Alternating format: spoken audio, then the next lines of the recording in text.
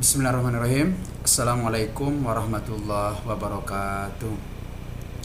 Alhamdulillahirabbil alamin, wassalatu wassalamu ala asyrafil anbiya'i wal mursalin wa ala alihi wa sahbihi rasulillahi ajma'in.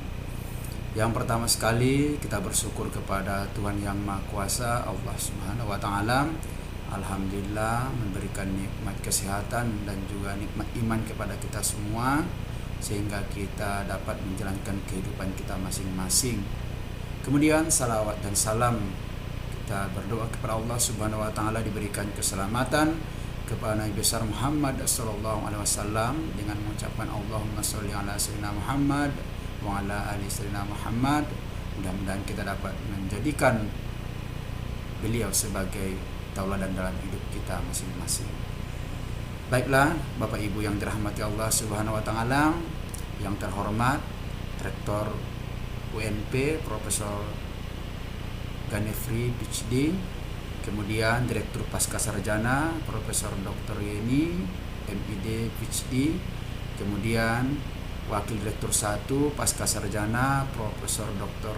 Indang MSI, kemudian Ketua Program Studi S3 Ilmu Pendidikan Pascasarjana UNP Profesor Dr. Ahmad Fauzan MPD MSc, kemudian Bapak Ibu penguji. Yang pertama, hormat kepada Profesor Dr. Safrudin Nurdin MPD sebagai penguji luar Pascasarjana. Beliau guru besar di UIN Imam Bonjol Padang. Kemudian Profesor Dr. Mujiran MPD Kons, kemudian Profesor Dr. Mega Iswari MPD. Kemudian hormat juga kepada Bapak Ibu promotor saya yang sudah banyak memberikan arahan, masukan, pembinaan baik akademik maupun sikap kepada saya, yaitu Profesor Dr. Herman Nirwana MPD Kons dan juga Profesor Dr. Neviarni S MS Kons. Baiklah Bapak Ibu yang dirahmati Allah Subhanahu wa taala. Adapun judul disertasi saya adalah model bimbingan kelompok berbasis Islami atau model BKPI untuk meningkatkan kejujuran diri siswa madrasah. Bapak Ibu yang dirahmati Allah Subhanahu wa taala, yang pertama adalah latar belakang. Nah, adapun yang menjadi latar belakang saya secara pribadi menjadikan ini sebagai karya ilmiah ataupun sebuah penelitian adalah karena memang secara umum kejujuran siswa saat ini adalah semakin memperhatikan.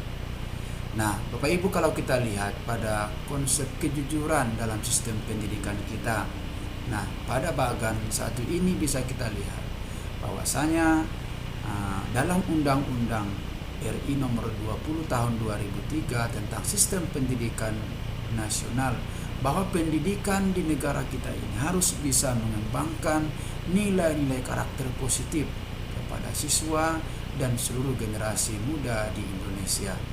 Namun salah satunya yang penanaman karakter yang harus kita berikan kepada siswa adalah dengan penanaman karakter. Nah, ada 18 butir nilai-nilai karakter yang harus dikembangkan kepada siswa.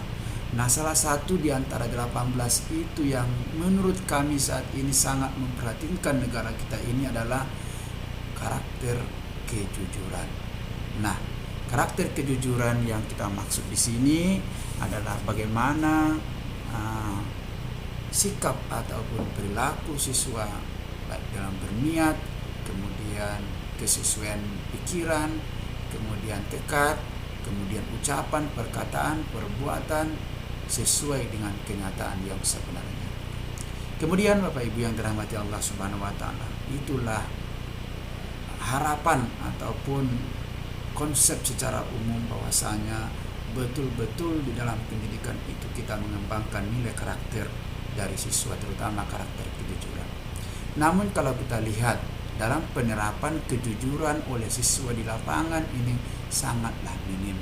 Ini sudah kami kumpulkan beberapa penelitian dan juga beberapa jurnal mengenai kejujuran ini Yang pertama, Erlisia mengatakan bahwa ada beberapa bentuk sikap jujur dan ketidakjujuran siswa ketika mengikuti ujian di sekolah. Kemudian kalau kita lihat lagi adalah penelitian Andriani mengatakan bahwa banyak permasalahan yang muncul di sekolah maupun di satuan pendidikan mengenai ketidakjujuran siswa maupun mahasiswa, terutama ketidakjujuran akademik. Kemudian kalau kita lihat lagi penelitian Nurul Hudaya mengatakan sebagaimana pada bagian di bawah ini mengatakan nilai kejujuran siswa SMA menunjukkan dalam kategori rendah dengan skor rata-rata 34,09 berada pada interval 31 sampai 44. Kemudian kalau kita lihat lagi Bapak Ibu yang dirahmati Allah Subhanahu wa taala, menurut Dina ada beberapa aspek yang bisa kita kembangkan mengenai kejujuran diri siswa ini di sekolah. Ada berupa bentuk metode pembiasaan, kemudian pemberian contoh yang baik, kemudian pengintegrasian terhadap pembelajaran dan melalui ekstrakurikuler. Kemudian menurut Henry dan kawan-kawan bahwasanya secara umum siswa tidak sepenuhnya memiliki sikap jujur dengan nilai 100%. Dalam mengaplikasikan nilai-nilai kejujuran, masih banyak siswa yang belum mampu untuk jujur baik dalam perkataan, perbuatan, dan juga dalam berpikir. Inilah beberapa penelitian yang kita temukan ataupun beberapa fakta mengenai kejujuran tersebut di kalangan siswa. Namun yang sangat kita sayangkan juga, setelah adanya COVID-19 ini justru perkembangan dan juga penerapan kejujuran siswa ini pun semakin minim. Ini bisa kita lihat juga dari beberapa artikel atau jurnal dan juga beberapa penelitian bagaimana penerapan kejujuran siswa dan juga guru di sekolah selama COVID-19. Nah, kalau kita lihat di sini, menurut Khairul Amin bahwa penumbuhan karakter kejujuran siswa selama COVID-19 ini tidak terlaksana secara maksimal karena karakter disiplin, mandiri, dan kerja keras dan juga kejujuran menunjukkan hasil yang sangat rendah, sementara karakter tanggung jawab menunjukkan hasil sedang. Kemudian kalau kita lihat lagi, penelitian Andri mengatakan bahwasanya penanaman karakter siswa selama COVID-19 menunjukkan bahwa untuk kejujuran memiliki persentase 35%, kemudian karakter disiplin 25%, kemudian karakter kerja keras sebanyak 40%. Kemudian kita lihat juga bagaimana guru mengembangkan dan memberikan pengembangan pemahaman jujur kepada siswa. Dari 175 orang tua siswa yang menurut Andre penelitiannya bahwasanya 59,4% itu mengatakan bahwa guru menanamkan nilai-nilai karakter itu kepada siswa sangat sedikit, lebih banyak dan dominan mengenai materi pelajaran.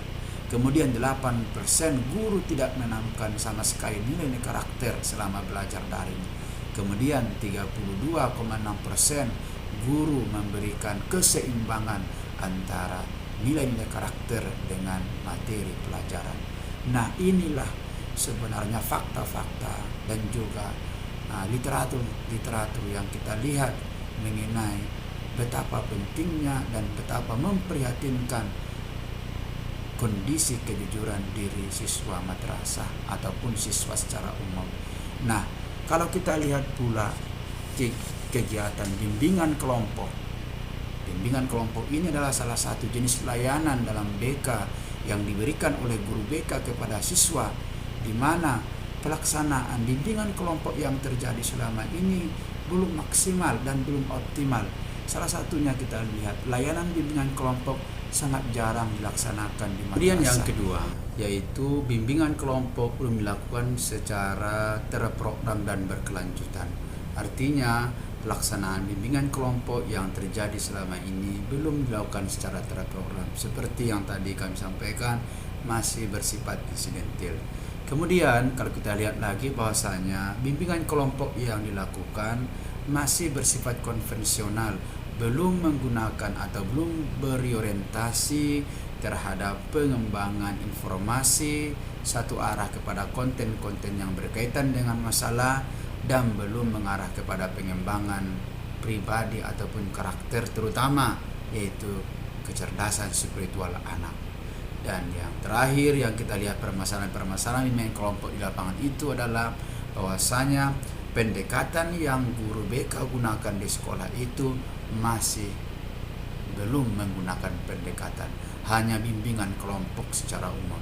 Sementara dengan berbagai macam pendekatan, apalagi dengan pendekatan keagamaan, tentu ini akan dapat menggugah ataupun mempengaruhi karakter kejujuran diri siswa di madrasah. Nah, dengan itulah Bapak Ibu yang dirahmati Allah Subhanahu wa taala, yaitu tadi penerapan kejujuran yang minim ditambah lagi dengan kegiatan bimbingan kelompok yang belum optimal, sehingga berdampaklah kita lihat ke sini bahwasanya turunnya karakter bangsa di Indonesia ini. Menurut Corruption Perception Transparansi Internasional, bahwasanya Indonesia menempati urutan ke-100 dari 183 negara terkorup di dunia.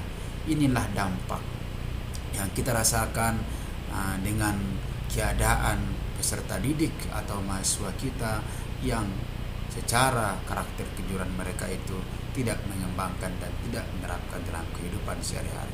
Inilah secara umum yang menggerakkan ataupun yang menjadikan saya pribadi untuk memotivasi diri saya untuk mengangkat ini dalam sebuah karya ilmiah dengan judul pengembangan model bimbingan kelompok berbasis Islami untuk meningkatkan kejujuran diri siswa madrasah. Karena kami yakin Indonesia bukanlah kekurangan orang-orang pintar dan orang hebat, tetapi saat ini Indonesia kekurangan orang-orang baik dan orang-orang jujur. Baiklah Bapak Ibu yang dirahmati Allah Subhanahu wa taala, kemudian kita masuk kepada kedua, yaitu batasan dan rumusan masalah. Bahwasanya yang pertama yaitu kita lihat secara umum bagaimana model bimbingan kelompok berbasis Islami untuk meningkatkan kejujuran diri siswa madrasah. Ada 3 yang akan kita ungkapkan di sini. Yang pertama, kondisi kejujuran diri siswa madrasah. Kemudian yang kedua, kondisi dan pelaksanaan bimbingan kelompok di madrasah. Dan yang ketiga, ya pengembangan model BKPI yang valid, praktis dan efektif nantinya. Kemudian Bapak Ibu yang dirahmati Allah Subhanahu wa taala, masuk kita kepada tinjauan pustaka, yaitu bahwasanya ada 4 poin besar yang akan kita bahas dalam disertasi ini. Yang pertama, bimbingan kelompok sebagai upaya peningkatan mutu madrasah. Kemudian yang B, konsep dasar bimbingan konseling Islam.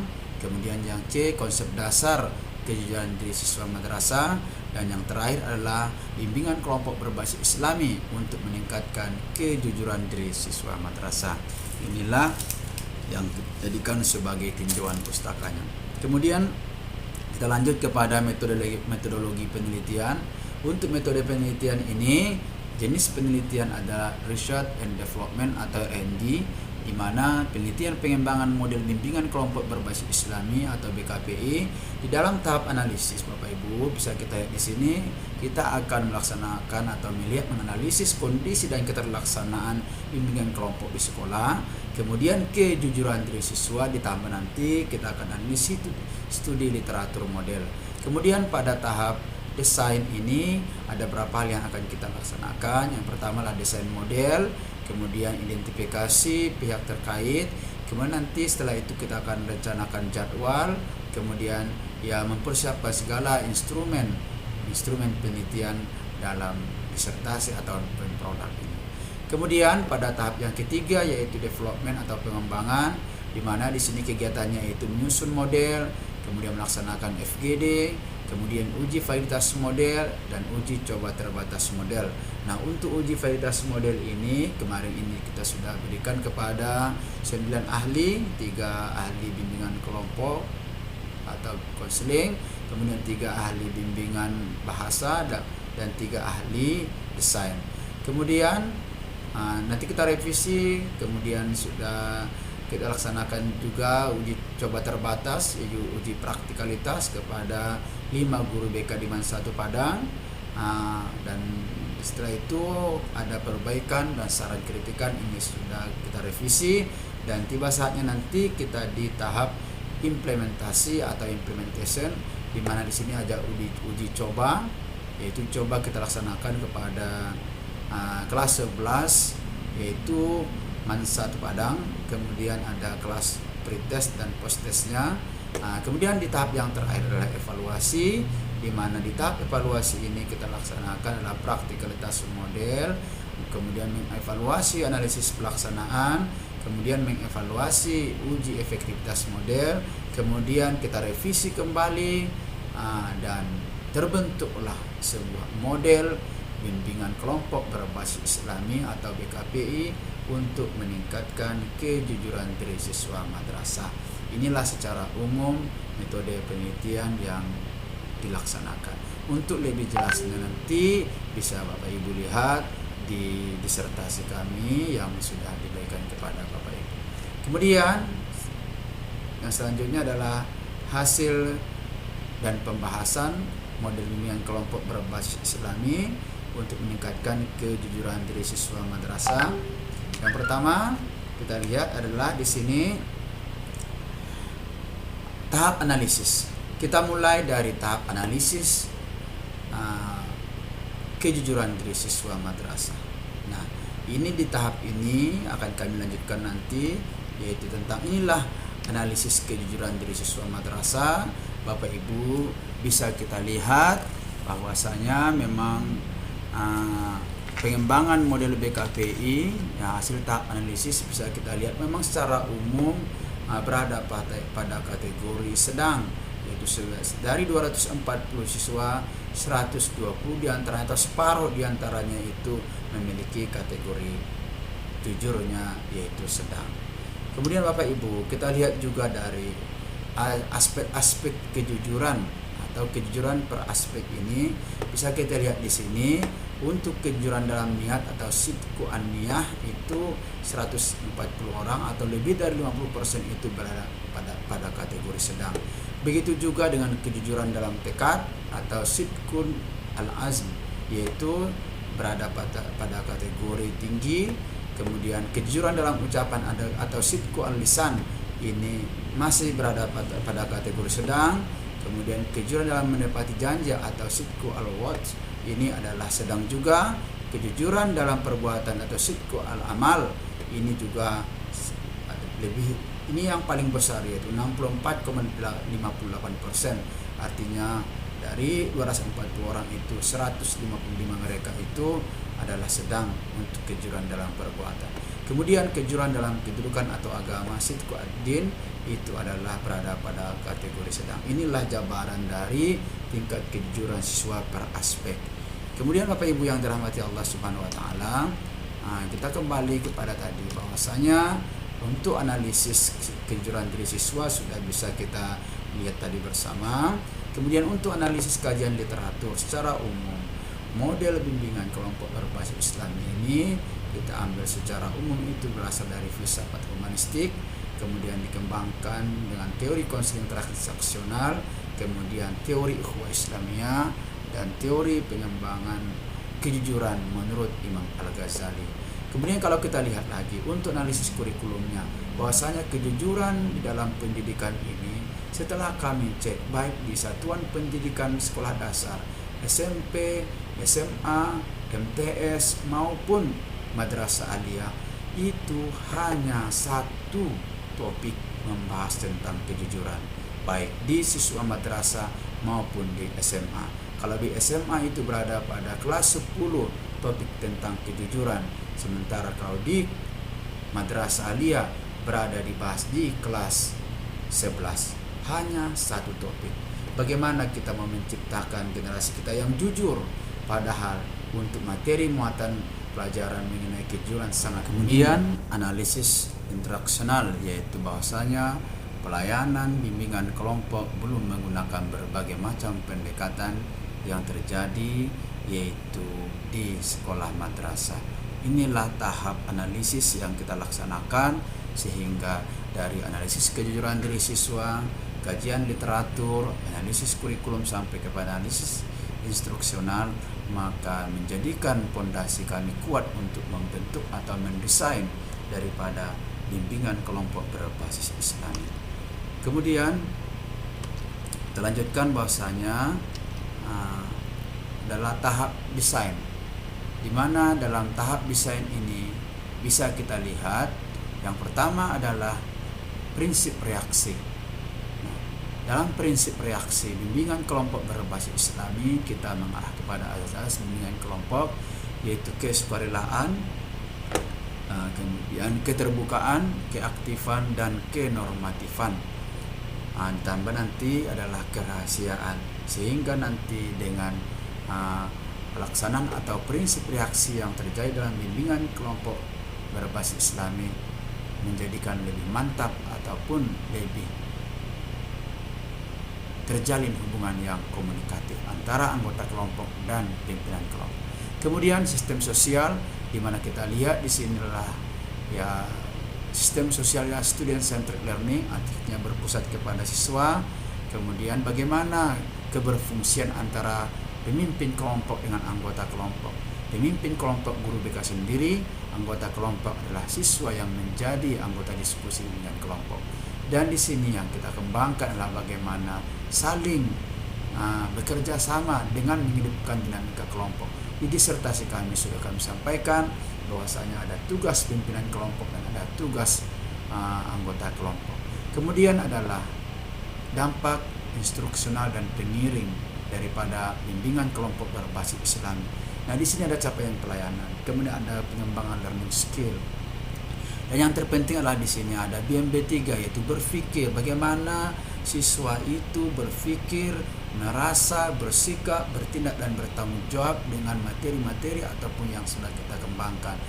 Bukan cuma berpikir, tapi ditambah dengan 5As, di mana 5As inilah berpikir secara cerdas, merasa dalam keadaan terkemas, kemudian bersikap tangkas, bertindak tegas, dan bertanggung jawab secara tuntas. Inilah yang akan kita kembangkan dalam dampak instruksional dan pengiring dari model BKPI dan dilengkapi dengan literasi kejujuran berdasarkan Al-Quran dan hadis.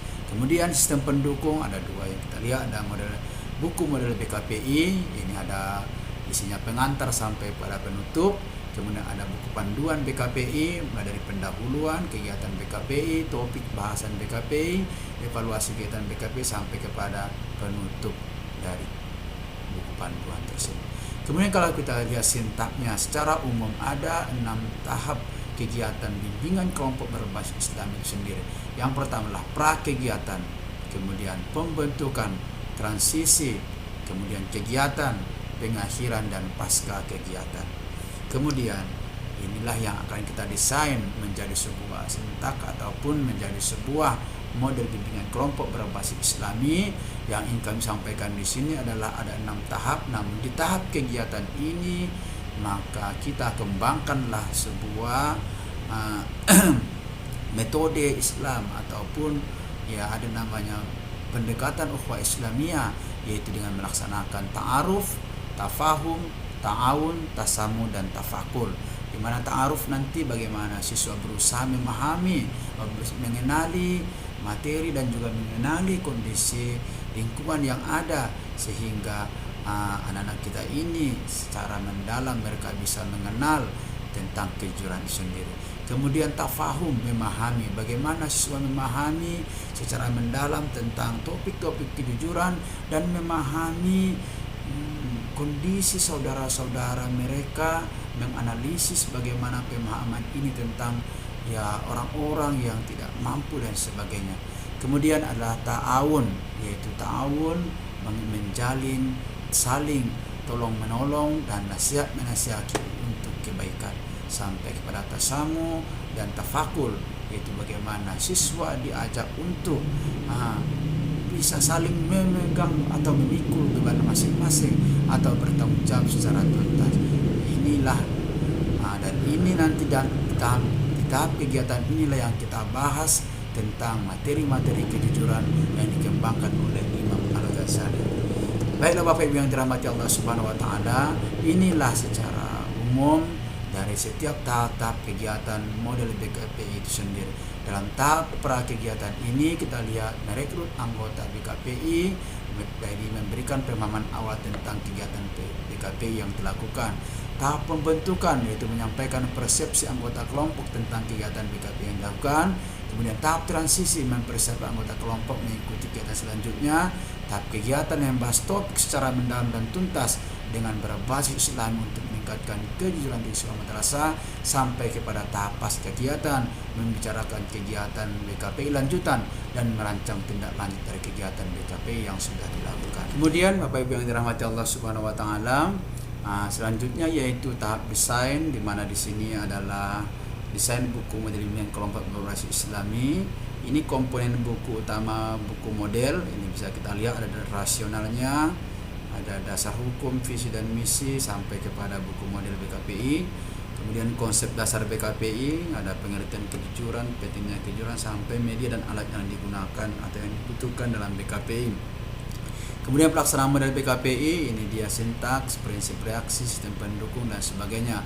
Kemudian pengembangan kegiatan BKPI yaitu keefektifan BKPI dan peran pihak terkait. Kemudian penutup. Kemudian Bapak Ibu, kita bisa lihat juga untuk komponen utama buku panduan. Ini dia buku panduannya, dan ini Bapak Ibu sudah dapatkan sendiri bahwasanya pertama ada pendahuluan, ada 1, 2, 3, 4. Kemudian ada kegiatan BKPI, ada pengertian manfaat BKPI, kemudian sarana dan prasarana BKPI, kemudian waktu dan tempat pelaksanaan, sampai kepada anggota kegiatan BKPI. Kemudian Bapak Ibu adalah mekanisme operasional kegiatan BKPI. Ini ada pra kegiatan, kegiatan dan pasca kegiatan. Kemudian topik bahasan kegiatan BKPI ada kejujuran niat, kejujuran tekad, kejujuran ucapan, kejujuran menepati janji, kejujuran perbuatan, dan kejujuran dalam makam agama. Kemudian ada evaluasi kegiatan BKPI, kemudian ada penutup dan ada lampiran RPL atau RPP, kemudian penilaian BKPI, daftar hadir peserta BKPI, notulen BKPI, dan laporan pelaksanaan BKPI. Inilah untuk tahap desainnya Bapak Ibu yang dirahmati Allah Subhanahu wa taala. Kemudian masuk kita kepada development atau pengembangan, di mana secara umum bahwasanya untuk validitas dan reliabilitas untuk model BKPI berdasarkan indeks icon yang sudah kita laksanakan berada pada kategori 0,882, artinya adalah sangat valid. Kemudian untuk ICC atau interkelasnya atau internal correlation-nya yaitu 0,781, yaitu berada pada kategori baik. Kemudian untuk buku panduan juga seperti itu, untuk indeks icon-nya berada pada 0,889, sangat valid, dan untuk ICC-nya berada pada 0,771, masih dalam kategori baik. Kemudian untuk uji coba terbatas atau praktikalitas yang dilaksanakan oleh 5 orang guru BK di MAN 1 Padang, untuk praktikalitas model BKPI yaitu 4,57, artinya sangat praktis. Kemudian untuk praktikalitas buku panduan juga 4,58, sangat praktis. Nah, inilah pengembangan dari kegiatan model BKPI. Kemudian yaitu implementation-nya atau pelaksanaannya. Nah, berdasarkan 13 siswa yang sudah kita laksanakan untuk bimbingan kelompok berbasis Islami, ini kita lihat beraspek kejujuran. Ini eksperimen pretest. Kemudian kalau kita lihat berdasarkan grafik yang ada, ini eksperimen post test. Untuk kejujuran agama kita lihat dari bagan yang ada itu sangat meningkat. Begitu juga kejujuran perbuatan, kita lihat grafiknya meningkat. Kejujuran menepati janji, kemudian kejujuran tekad, sampai kepada kejujuran dalam niat itu memiliki peningkatan yang sangat signifikan.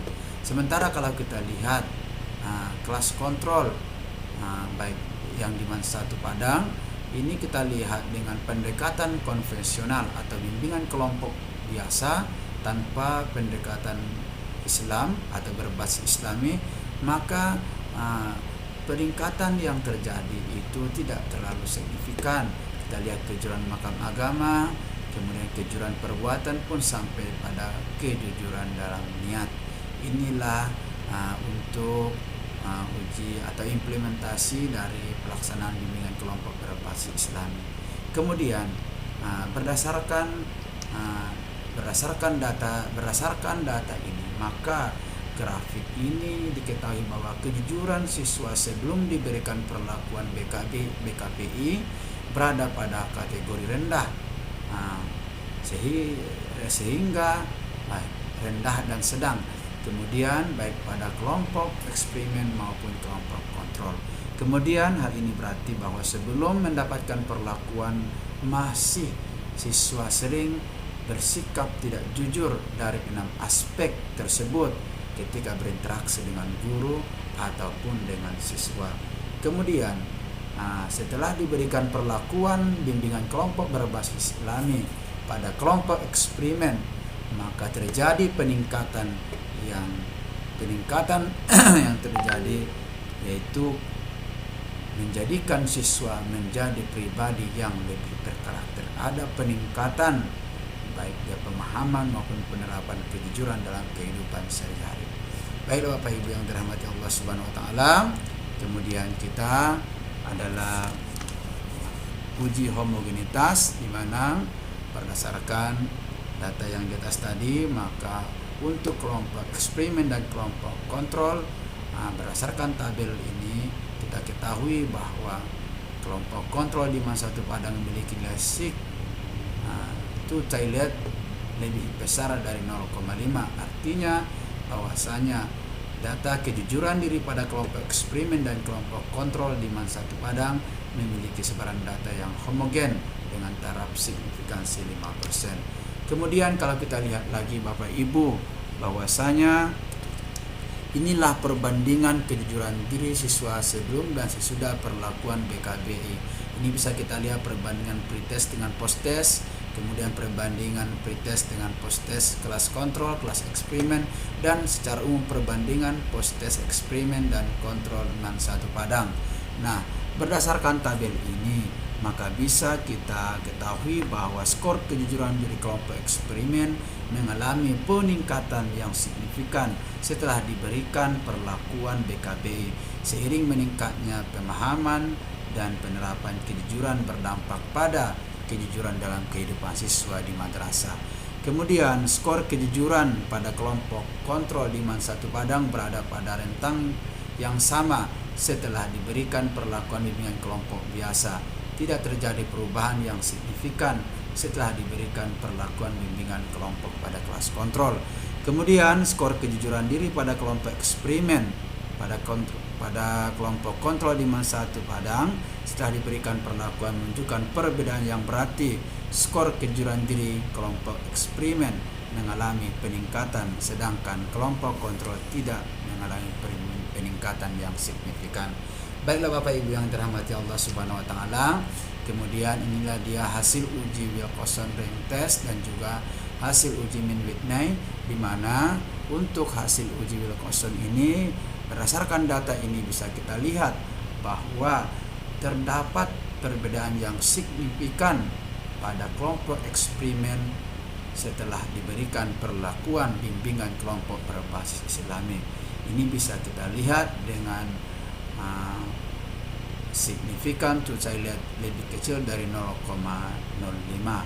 Kemudian hal ini berarti menunjukkan bahwa terdapat perbedaan yang signifikan pada kejujuran diri siswa setelah diberikan bimbingan kelompok berbasis Islami. Kemudian untuk hasil uji Min-Whitney ini juga memberikan penjelasan kepada kita bahwa terdapat perbedaan yang signifikan pada kelompok eksperimen dan kontrol di masa 1 Padang setelah diberikan perlakuan, yaitu bahwasanya hal ini berarti ada perbedaan yang signifikan antara kejujuran diri siswa pada kelompok eksperimen dan kontrol setelah diberikan perlakuan, karena signifikan to toiletnya lebih kecil dari 0,05 yaitu 0,01, sementara untuk Z-nya sebesar yaitu minus 2,821. Inilah untuk hasilnya. Kemudian terakhir Bapak Ibu yang dirahmati Allah Subhanahu wa taala, tahap evaluasi. Inilah tahap evaluasi mulai dari validitas, praktikalitas, efektivitas untuk buku model BKPI, begitu juga untuk evaluasi buku panduan BKPI mulai dari validitas, praktikalitas dan efektivitas.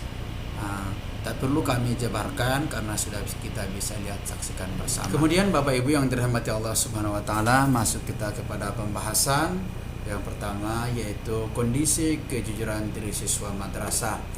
Jadi bahwasanya Bapak Ibu, secara umum terjadi peningkatan kejujuran diri siswa di sekolah karena memang siswa dapat mengembangkan akal, iman dan hati dalam proses bimbingan kelompok Islam, sehingga siswa lebih mandiri, istiqomah dan amanah dalam menerapkan berbagai aspek kejujuran diri berdasarkan Al-Quran dan hadis, sehingga terjadi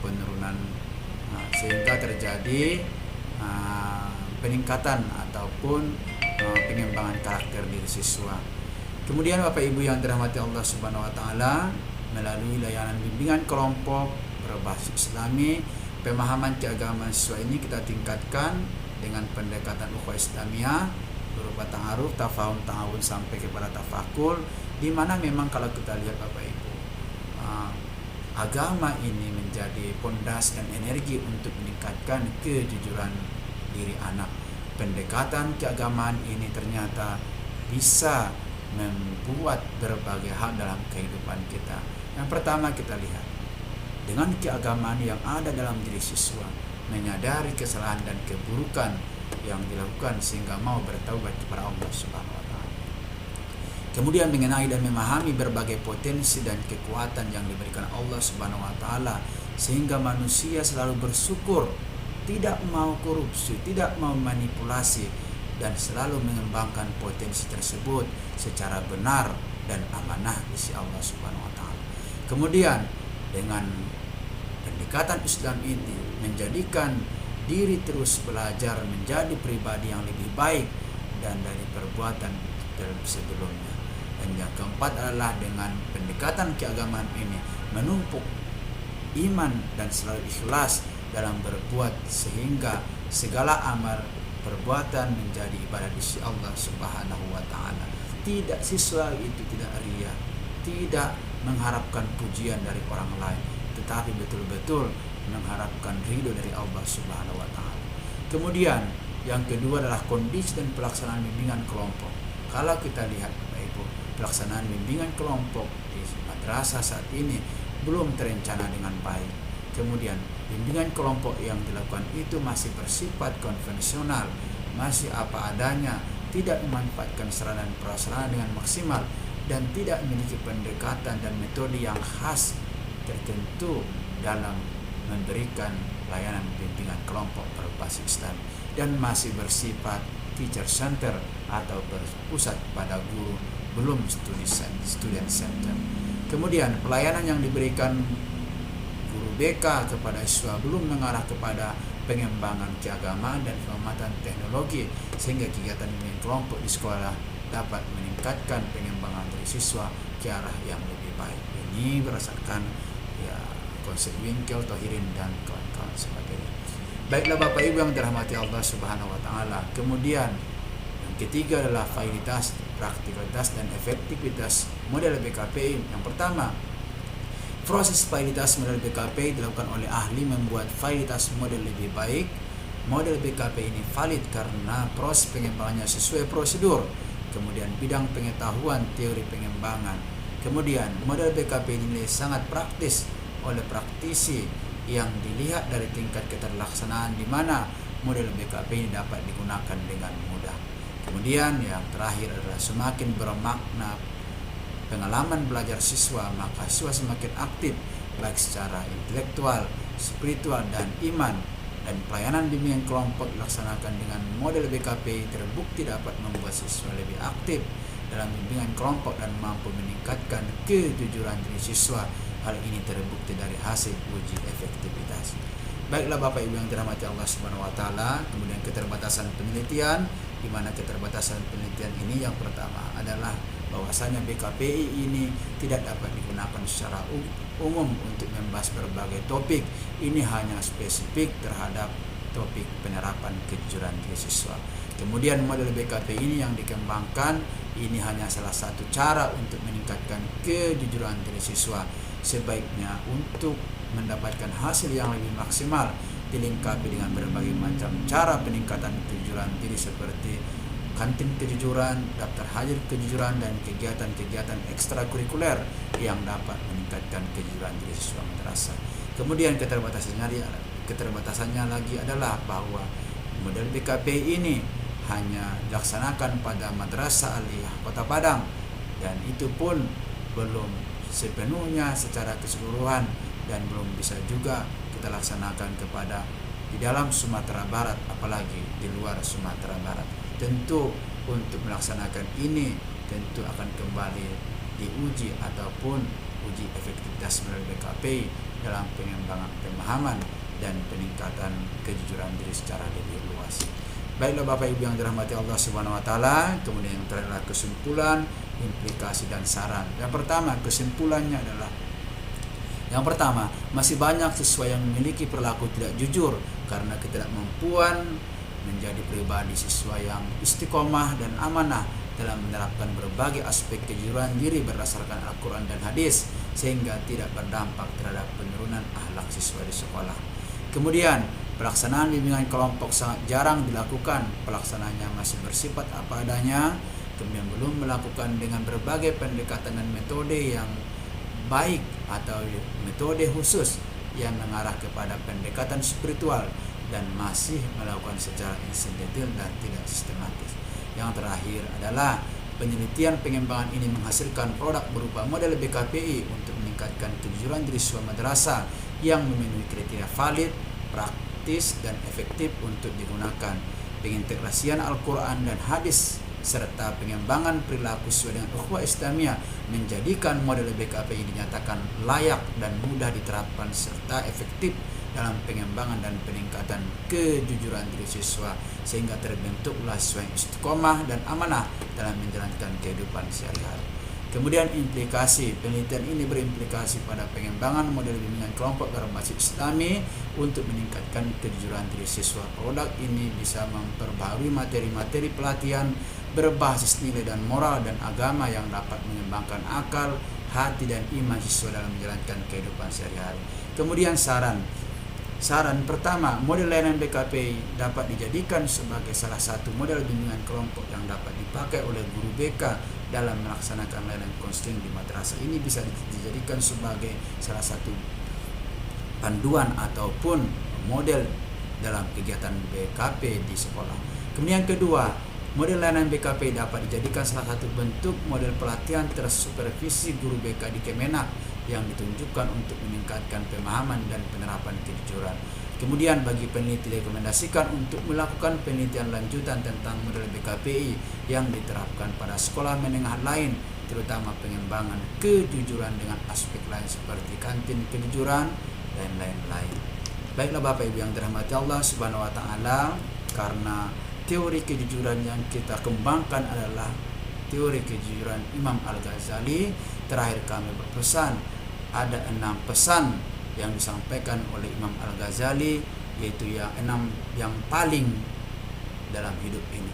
Yang pertama yaitu yang paling dekat adalah kematian, kemudian yang kedua yang paling besar adalah hawa nafsu, kemudian yang paling jauh adalah masa lalu, kemudian yang paling ringan di dunia adalah meninggalkan sholat, dan yang paling berat adalah amanah, dan yang paling tajam adalah lidah manusia.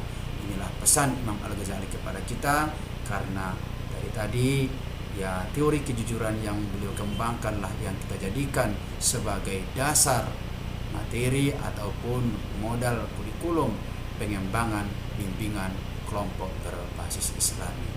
Kami yakin apa yang kami sampaikan ini masih jauh dari kesempurnaan. Kurang lebihnya kami mohon maaf. Al-khoto wan nisyan sifatan lil insan. Sifat hilaf dan salah adalah sifat manusia. Untuk itu mohon maaf kalau ada kesalahan. Wabillahi taufiq wal hidayah. Wassalamualaikum warahmatullahi wabarakatuh.